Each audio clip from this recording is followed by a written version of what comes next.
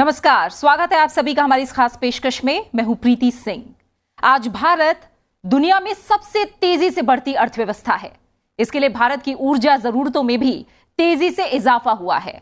इसे देखते हुए भारत ने अपना फोकस नवीकरणीय ऊर्जा की तरफ किया है। अब भारत धीरे धीरे नवीकरणीय ऊर्जा में निवेश के लिए एक पसंदीदा विकल्प बनता जा रहा है।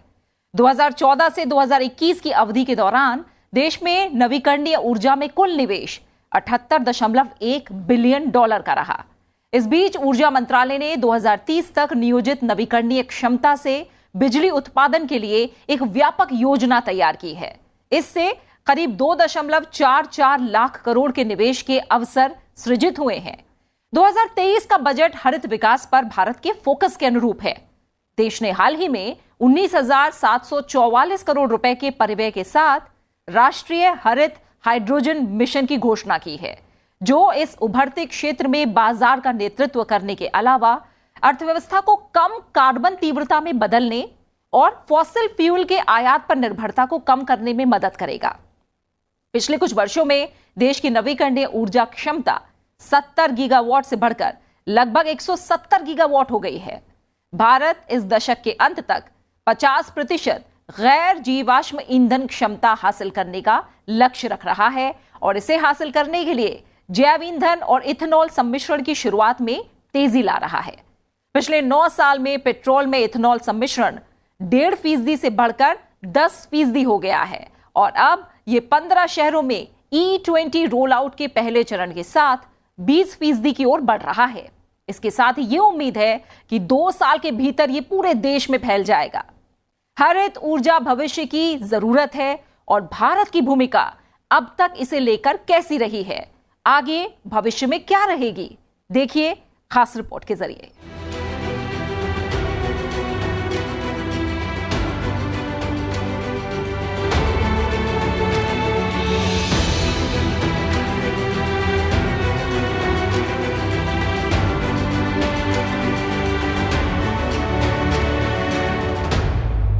मिशन लाइफ पर्यावरण की रक्षा और संरक्षण के लिए व्यक्तिगत और सामुदायिक कार्रवाई को बढ़ावा देने के लिए भारत के नेतृत्व वाला एक वैश्विक जन आंदोलन है।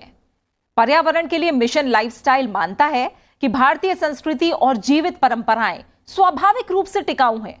हमारे प्राचीन ग्रंथों में हमारे बहुमूल्य प्राकृतिक संसाधनों के संरक्षण और प्रकृति के साथ सद्भाव में रहने के महत्व पर जोर दिया गया है। समय की मांग है कि उस प्राचीन ज्ञान का उपयोग किया जाए और संदेश को अधिक से अधिक लोगों तक फैलाया जाए।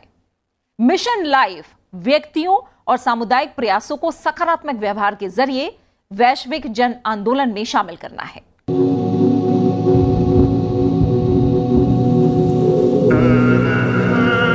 अगर आप दुनिया को बदलना चाहते हैं तो शुरुआत खुद से करें। जलवायु कार्रवाई अभियान के लिए जिम्मेदार व्यक्तिगत व्यवहार ही हमारे सामूहिक भविष्य की सुरक्षा की कुंजी है। इसी मूल मंत्र को लेकर प्रधानमंत्री नरेंद्र मोदी ने 2021 में संयुक्त राष्ट्र जलवायु परिवर्तन सम्मेलन में मिशन लाइफ की घोषणा की। ये एक शब्द है लाइफ, LIFE, यानी लाइफस्टाइल फॉर एनवायरमेंट। आज जरूरत है कि हम सभी लोग एक साथ आकर कलेक्टिव पार्टिसिपेशन के साथ लाइफस्टाइल फॉर एनवायरमेंट यानी लाइफ को एक अभियान की तरह आगे बढ़ाएं। ये एनवायरमेंटल कॉन्शियस लाइफस्टाइल का एक मास मूवमेंट बन सकता है। आज आवश्यकता है माइंडलेस और डिस्ट्रक्टिव कंजम्पशन के बजाय माइंडफुल और डेलिबरेट यूटिलाइजेशन की। मिशन लाइफ में प्रो प्लैनेट पीपल यानी P3 पर जोर दिया गया है, जिसमें पर्यावरण के अनुकूल जीवन शैली को अपनाने और बढ़ावा देने के लिए साझा प्रतिबद्धता होगी। P3 के माध्यम से मिशन एक ऐसा पारिस्थितिकी तंत्र यानी इकोसिस्टम बनाना है जो पर्यावरण के अनुकूल व्यवहारों को मजबूत और आत्मनिर्भर बना रहा है। मिशन लाइफ के 3 चरण हैं। हर चरण में स्थिरता के प्रति हमारे दृष्टिकोण में मौलिक बदलाव की आवश्यकता होती है। दुनिया भर में व्यक्तियों को अपने दैनिक जीवन में सरल लेकिन प्रभावी पर्यावरण अनुकूल कार्यों का अभ्यास करने के लिए प्रेरित करना है। बड़े पैमाने पर व्यक्तिगत मांग में बदलाव से उद्योगों और बाजारों को धीरे धीरे प्रतिक्रिया देने और संशोधित मांगों के अनुसार आपूर्ति और खरीद करने के लिए प्रेरित करना है। भारत और दुनिया की मांग और आपूर्ति की गतिशीलता को प्रभावित करके मिशन लाइफ का दीर्घकालिक दृष्टिकोण बड़े पैमाने पर औद्योगिक और सरकारी नीतियों में बदलाव लाना है, जो टिकाऊ खपत और उत्पादन दोनों का समर्थन करता है। प्रधानमंत्री नरेंद्र मोदी ने पिछले साल अक्टूबर में गुजरात के केवड़िया में मिशन लाइफ का शुभारंभ किया था। संयुक्त राष्ट्र महासचिव एंटोनियो गुटेरेस मिशन लाइफ पुस्तिका, लोगो और टैगलाइन के शुभारंभ पर प्रधानमंत्री नरेंद्र मोदी के साथ शामिल हुए। इस दौरान 120 देशों के राजदूत भी शामिल हुए। इस मौके पर प्रधानमंत्री ने कहा कि क्लाइमेट चेंज को सिर्फ पॉलिसी मेकिंग पर नहीं छोड़ा जा सकता है। क्लाइमेट चेंज के मुद्दे को सिर्फ पॉलिसी मेकिंग के लेवल पर ही नहीं छोड़ा जा सकता। लोग खुद महसूस करने लगे हैं कि एक व्यक्ति, एक परिवार और एक समुदाय के तौर पर उन्हें इस धरती के लिए, इस प्लेनेट के लिए कुछ न कुछ जिम्मेवारी उठानी चाहिए, खुद ने भी कुछ करना चाहिए। लोग जानना चाहते हैं कि अपने खुद के प्रयत्न में या परिवार के साथ और अपने समुदाय के साथ मिलकर वो कौन से कदम उठा सकते हैं जिससे धरती की सुरक्षा हो सके, इस पृथ्वी की सुरक्षा हो सके। इन सारे सवालों का जवाब मिशन लाइफ में है। मिशन लाइफ का मंत्र है लाइफस्टाइल फॉर एनवायरनमेंट। पृथ्वी पर रहने वाले प्रत्येक व्यक्ति को व्यक्तिगत प्रयासों की कामना के साथ ही आज ये मिशन लाइफ का ये विजन दुनिया के सामने रख रहा हूं। मिशन लाइफ की थीम पर बात करें तो इसमें जल संरक्षण और ऊर्जा की बचत को बढ़ावा देने पर विशेष जोर दिया गया है। सुरक्षित भविष्य के लिए उचित जीवन शैली अपनाने की बात शामिल है। लोगों को सिंगल यूज प्लास्टिक का इस्तेमाल नहीं करने और सस्टेनेबल फूड सिस्टम को अपनाने के लिए जागरूक करना शामिल है। ई कचरे को कम करने और जैविक कचरे का उचित प्रबंधन करना भी इसमें शामिल है। मिशन लाइफ में इनोवेटिव समाधान जो पारंपरिक, जलवायु अनुकूल, टिकाऊ प्रथाओं को व्यापक रूप से अपनाने को बढ़ावा दिया जा रहा है। साथ ही उन समुदायों के लिए आजीविका विकल्प के अवसर का प्रयास किया जा रहा है जो जलवायु अनुकूल उत्पादन की ओर बदलाव के कारण अपना रोजगार खो सकते हैं। मिशन लाइफ में अंतर्राष्ट्रीय, राष्ट्रीय और स्थानीय सर्वोत्तम प्रथाएं जिन्हें जलवायु कार्रवाई से संबंधित व्यवहार परिवर्तन के लिए अपनाने पर जोर दिया गया है। भारत में प्रति व्यक्ति औसत कार्बन फुटप्रिंट 0.5 टन प्रति वर्ष है, जो वैश्विक औसत से 60% कम है। वहीं वैश्विक प्रति व्यक्ति औसत कार्बन फुटप्रिंट 4 टन है। भारतीय जीवन शैली अभी भी स्थायी पारंपरिक प्रथाओं पर आधारित है, हमेशा से हमारी परंपरा, संस्कृति और मूल्यों का हिस्सा रही है। ऐसे में भारत का पारंपरिक ज्ञान, सामाजिक मानदंड, दैनिक घरेलू प्रथाओं को व्यक्तिगत व्यवहार के माध्यम से लाइफ मिशन को एक जन आंदोलन के रूप में स्थापित कर रही है।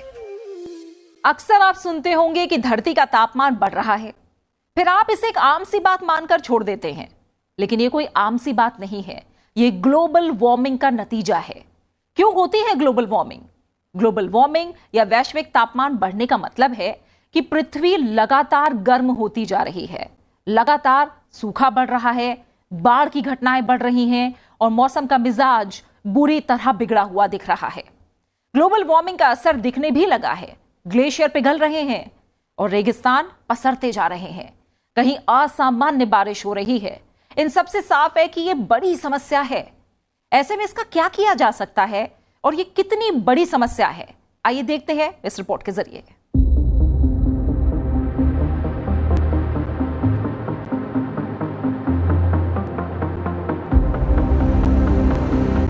ये हमारी धरती है, खूबसूरत, हरी भरी। ये पहाड़, ये झरने, ये नदियां, कितना अच्छा लग रहा है। अब जरा इन तस्वीरों को देखिए। जंगल में आग लगी है, बाढ़, सूखा, खाने को कुछ नहीं। कौन सी धरती चाहते हैं आप? आपको हरी भरी धरती चाहिए, सबको चाहिए, लेकिन ये ऐसे ही नहीं मिल पाएगी। धरती के बीते 2000 वर्षों के अतीत की तुलना में अब बीते कुछ सालों में पृथ्वी का तापमान बेहद तेजी से बढ़ रहा है। पिछले कई दशकों से लगातार वैज्ञानिक बता रहे हैं कि जीवाश्म ईंधन के जलने से ग्लोबल वार्मिंग की आग तेजी से धधक रही है। तमाम वैज्ञानिक प्रमाणों के बावजूद जीवाश्म ईंधन का इस्तेमाल दुनिया से खत्म होने का नाम नहीं ले रहा है। जीवाश्म ईंधन खत्म होना तो दूर, इसको कम करने के भी आसार साफ नजर नहीं आ रहे हैं। संयुक्त राष्ट्र संस्था IPCC की रिपोर्ट कहती है, धरती को बचाने के लिए अब सिर्फ 8 साल ही बचे हैं। जी हाँ, सही सुना, सिर्फ 8 साल। अगर अब नहीं जागे तो फिर हमारी धरती ऐसी नहीं रहेगी जिस पर आज हम रहते हैं। 8 सालों में यानी 2030 तक दुनिया अगर अपने उत्सर्जन में कटौती को आधा यानी 50% कम नहीं करती है तो साल 2050 तक उसे नेट जीरो यानी अपने उत्सर्जन स्तर को 0 पर लाना होगा।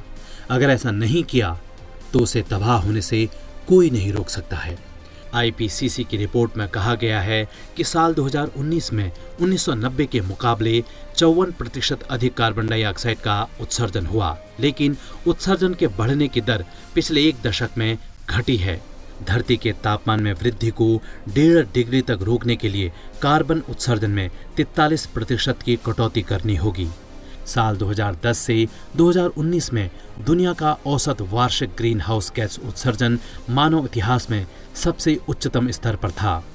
ऐसे में जलवायु परिवर्तन की वजह से होने वाली ग्लोबल वार्मिंग को रोकने के लिए हमें अपने उत्सर्जन को 0 पर लाना होगा। इस काम के लिए ऊर्जा क्षेत्र में बड़े बदलाव की आवश्यकता है और जीवाश्म ईंधन के उपयोग में भारी कमी लानी होगी। रिपोर्ट में कहा गया है कि अक्षय ऊर्जा स्रोतों जैसे सौर और पवन ऊर्जा, साथ ही स्टोरेज बैटरी की लागत में भारी गिरावट आई है। इससे वह लगभग गैस और कोयले के बराबर हो गए हैं। रिपोर्ट के अनुसार 2010 के बाद से लागत में 85% तक की निरंतर कमी देखी गई है। ग्लोबल CO2 उत्सर्जन बढ़ने की रफ्तार कम हुई है, पर उत्सर्जन अब भी 54% अधिक है। सच्चाई यह है कि दुनिया के सबसे अमीर देश ही अकेले विश्व के कुल उत्सर्जन के आधे के लिए जिम्मेदार हैं, जबकि दुनिया के सबसे गरीब देशों का हिस्सा सिर्फ 12% है। फिलहाल हम वार्मिंग को 1.5 डिग्री सेल्सियस या 2 डिग्री सेल्सियस तक भी सीमित करने से बहुत दूर हैं। दुनिया में 846 गीगाटन कार्बन डाइऑक्साइड का उत्सर्जन होना तय माना जा रहा है। इस रिपोर्ट में कहा गया है कि मौजूदा नीतियां सफल भी होती हैं तो वो हमें सदी के अंत तक 2.7 डिग्री सेल्सियस या उससे अधिक वार्मिंग की ओर ले जाएगी। रिपोर्ट के मुताबिक अगर कोई नया जीवाश्म ईंधन विस्तार न भी किया जाए, फिर भी मौजूदा ढांचे की वजह से 2025 तक वैश्विक उत्सर्जन 22% अधिक होगा और 2030 तक 66% अधिक होगा। साथ ही मौजूदा ढांचे के चलते दुनिया में 846 गीगाटन कार्बन डाइऑक्साइड का उत्सर्जन होना तय है। फिलहाल हालात ऐसे हैं कि कोयले में नए निवेश न करने के साथ ही सभी कोयले से चलने वाले बिजली संयंत्रों को 2040 तक बंद करने की आवश्यकता है। अंतर्राष्ट्रीय ऊर्जा एजेंसी का कहना है कि जलवायु लक्ष्यों को पूरा करने के लिए 2040 तक एक वैश्विक ऊर्जा क्षेत्र का नेट जीरो होना जरूरी है। जलवायु लक्ष्यों को पूरा करने के लिए वातावरण से कार्बन डाइऑक्साइड को हटाना होगा, तभी बचेगी ये धरती। आप, मैं, हमारे दोस्त, रिश्तेदार, आसपास वाले ज्यादातर अपने या अपनों के भविष्य को लेकर चिंता में रहते हैं। लेकिन अगर मैं आपसे कहूं कि ये छोटी सी बात है, चिंता मत कीजिए, इससे आगे बढ़िए और मानव सभ्यता की बात करिए, ये बहुत जरूरी है। हमारी सभ्यता, मानव सभ्यता का भविष्य क्या होगा, इसके बारे में सोचिए। एक मशहूर लेखक है बॉब ब्राउन। उन्होंने लिखा है कि मानव सभ्यता का भविष्य या तो हरा होगा या होगा ही नहीं। इस रिपोर्ट को देखिए और समझिए कि आखिर हम ऐसा क्यों कह रहे हैं। इंसान की गतिविधियों और कामों के कारण दुनिया का तापमान बढ़ रहा है और इससे जलवायु में आ रहा परिवर्तन अब मानव जीवन के हर पहलू के लिए खतरा बन चुका है। अगर इस पर ध्यान नहीं दिया गया और इसे यूं ही छोड़ दिया गया तो आने वाले समय में तापमान इस कदर बढ़ जाएगा कि मानव जीवन पर संकट आ सकता है। भयावह सूखा पड़ सकता है, समुद्री जल स्तर बढ़ सकता है और इन सब प्राकृतिक आपदाओं के कारण कई प्रजातियां विलुप्त हो सकती हैं। मानव समाज के आगे ये एक बड़ी चुनौती है, लेकिन इस चुनौती से निपटने के लिए कुछ संभावित समाधान भी हैं। पर्यावरण की सुरक्षा के लिए हरित ऊर्जा में अपनी संभावनाएं तलाशनी होंगी। सौर ऊर्जा, भूतापीय ऊर्जा, समुद्री ऊर्जा और पवन ऊर्जा हरित ऊर्जा के कुछ महत्वपूर्ण स्रोत हैं, जो ऊर्जा जरूरतों को पूरा करने के साथ जलवायु परिवर्तन को रोकने में मददगार हो सकते हैं। तो चलिए जानते हैं हरित ऊर्जा के इन स्रोतों के बारे में। सौर ऊर्जा हरित ऊर्जा का सबसे ज्यादा प्रचलित विकल्प है। अगर सूरज की धूप को बिजली में परिवर्तित करें तो ये कई हजार खरब किलोवाट के बराबर होती है, जिससे ऊर्जा समस्या का समाधान किया जा सकता है। फिर दूसरा विकल्प आता है पवन ऊर्जा का। धरती के खुले हवादार स्थानों पर पवन चक्कियों द्वारा उत्पन्न की जाने वाली पवन ऊर्जा भी हरित ऊर्जा का अच्छा विकल्प है। पवन ऊर्जा सबसे सफल नवीकरणीय ऊर्जा के विकल्प के रूप में उभरी है। पवन ऊर्जा से बिजली उत्पादन की अपार संभावनाएं मौजूद हैं। जल ऊर्जा भी एक अच्छा विकल्प है। जल एक महत्वपूर्ण प्राकृतिक संसाधन होने के साथ हरित ऊर्जा का भी प्रमुख स्रोत है और इसमें ज्वार भाटा, तरंग ऊर्जा और जल विद्युत को शामिल किया जाता है। अंतर्राष्ट्रीय ऊर्जा एजेंसी ने अपनी एक रिपोर्ट में पनबिजली को स्वच्छ ऊर्जा के भूले बिसरे देव कहा और राष्ट्रों से आग्रह किया कि वो शून्य उत्सर्जन तक पहुंचने के अपने प्रयास में इसे अपने ऊर्जा स्रोत के रूप में शामिल करें। अब बात भूतापीय ऊर्जा की। पृथ्वी के आंतरिक भागों से ताप का प्रयोग कर उत्पन्न की जाने वाली बिजली को भूतापीय ऊर्जा कहते हैं। भूतापीय ऊर्जा में ऊर्जा आवश्यकताओं को पूरा करने की असीम क्षमता है, लेकिन तकनीक के महंगे होने के कारण इसका उचित उपयोग नहीं हो सका है। अब बात ज्वारीय ऊर्जा की। महासागरों में आने वाले ज्वार भाटे से बिजली का उत्पादन किया जाता है। प्रदूषण मुक्त होने के साथ ये कभी न समाप्त होने वाला विकल्प भी है। जैव ईंधन भी एक अच्छा विकल्प है। कोई भी हाइड्रोकार्बन ईंधन जो किसी कार्बनिक पदार्थ से कम समय में उत्पन्न होता है उसे जैव ईंधन माना जाता है, जैसे इथेनॉल, बायोडीजल, ग्रीन डीजल और बायोगैस। पारंपरिक जीवाश्म ईंधन की तुलना में जैव ईंधन में सल्फर नहीं होता है और कार्बन मोनोऑक्साइड और विषाक्त उत्सर्जन भी कम होता है। अब बात लैंडफिल गैस की। लैंडफिल गैस लैंडफिल क्षेत्र में भरे गए कचरे के कार्बनिक पदार्थों के अपघटन से बनी एक प्राकृतिक उप उत्पाद है। शहरों में बढ़ रहे लैंडफिल कचरे से उत्पन्न होने वाली LFG को वायुमंडल में छोड़ने के बजाय उसको एकत्रित और रूपांतरित करके एक ऊर्जा स्रोत के रूप में उपयोग कर सकते हैं। LFG लैंडफिल से आने वाली दुर्गंध और अन्य खतरनाक उत्सर्जनों को कम करने में सहायता करती है और ये मीथेन को वातावरण में जाने से रोकती है। ये तो वो काम हुए जो सरकारें कर रही हैं, लेकिन आप भी ग्लोबल वार्मिंग को कम करने में अपना योगदान दे सकते हैं। बतौर जिम्मेदार नागरिक हम अपने स्तर पर भी इस प्रयास का हिस्सा बन सकते हैं। जैसे विमान सेवा का कम इस्तेमाल कर सकते हैं, कार का उपयोग ना करें या फिर करें तो इलेक्ट्रिक कार का प्रयोग करें। ऊर्जा बचाने वाले उपकरणों का इस्तेमाल करें। हमारे छोटे छोटे प्रयास जलवायु परिवर्तन को नियंत्रित करने में उपयोगी साबित हो सकते हैं। अंतर्राष्ट्रीय सौर गठबंधन का प्राथमिक उद्देश्य जीवाश्म ईंधन पर निर्भरता को कम करने के लिए सौर ऊर्जा की खपत के लिए काम करना है। ISA की कल्पना सौर ऊर्जा समाधानों की तैनाती के माध्यम से जलवायु परिवर्तन के खिलाफ प्रयास जुटाने के लिए भारत और फ्रांस के संयुक्त प्रयास के रूप में की गई थी। इसका शुभारंभ प्रधानमंत्री नरेंद्र मोदी और फ्रांस के तत्कालीन राष्ट्रपति फ्रांकोis ओलांद ने 30 नवंबर 2015 को संयुक्त राष्ट्र जलवायु सम्मेलन के दौरान पेरिस में की थी।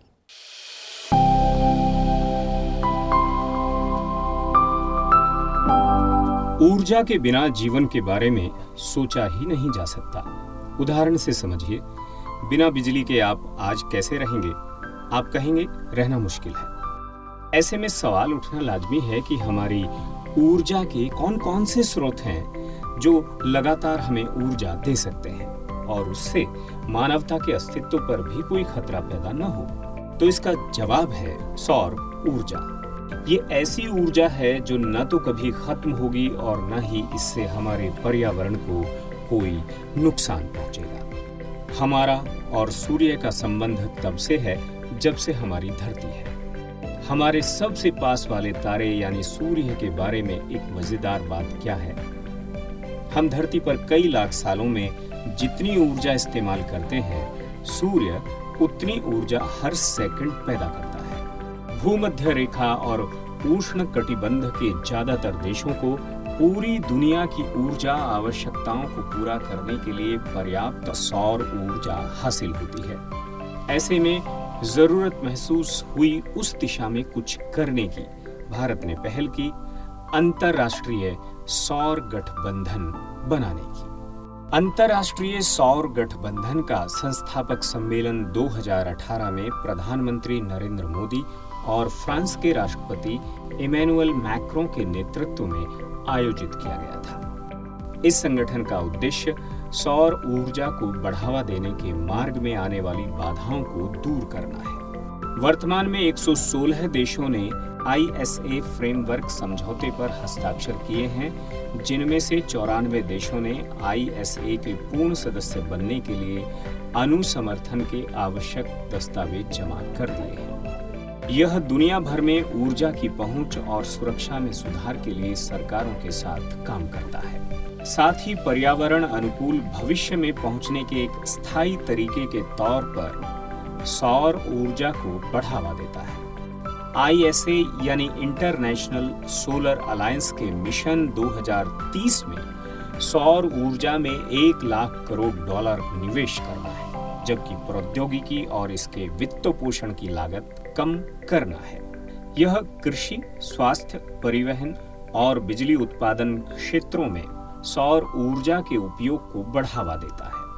ISA के सदस्य देश नीतियों और नियमों को लागू करके सर्वोत्तम कार्य प्रणालियों को साझा करके, साझा मानकों पर सहमत होकर के और निवेश जुटाकर बदलाव ला रहे हैं। इस कार्य के माध्यम से इंटरनेशनल सोलर अलायंस ने सौर परियोजनाओं के लिए नए व्यापार मॉडल की पहचान, डिजाइन और परीक्षण किया है।